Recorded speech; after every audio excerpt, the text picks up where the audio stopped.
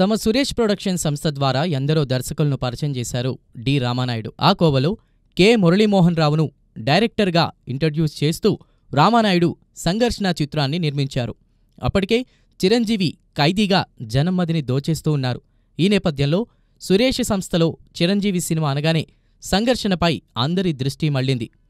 చిరంజీవి సరసన విజయశాంతి, నళిని నాయకులుగా నటించారు. ఓ కీలక పాత్రలో శివకృష్ణ కనిపించారు. కోట్లకు పడగలెత్తిన ఓ ఫ్యాక్టరీ యజమాని అమెరికాలో చదువుకుని వచ్చిన కొడుకును వారసునిగా ప్రకటిస్తాడు.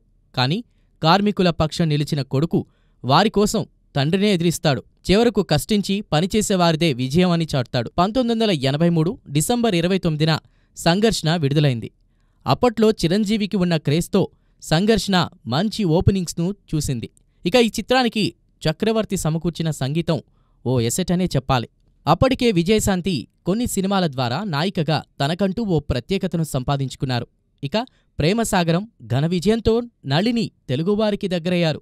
ఈ నేపథ్యంలో విజయశాంతి, నళిని ఇద్దరూ సంఘర్షణలో నటించడం వల్ల యూత్ బాగానే ఈ సినిమాకు అట్రాక్ట్ అయ్యారు. ఓపెనింగ్స్ బాగానే చూసిన సంఘర్షణ తరువాత మెత్తబడింది. అయితే ఈ సినిమా ద్వారా దర్శకునిగా పరిచయమైన కె మురళీమోహన్ రావుకు డైరెక్టర్గా మంచి మార్కులే పడ్డాయి.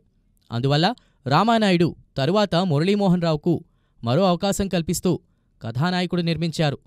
ఆ సినిమా హిట్గా నిలిచింది. ఆపై మురళీమోహన్ రావు తెలుగు, హిందీ భాషల్లో చిత్రాలు తెరకెక్కిస్తూ సక్సెస్ రూట్లో సాగారు. ఏది ఏమైనా సంఘర్షణ అభిమానులను ఆకట్టుకుందనే చెప్పాలి.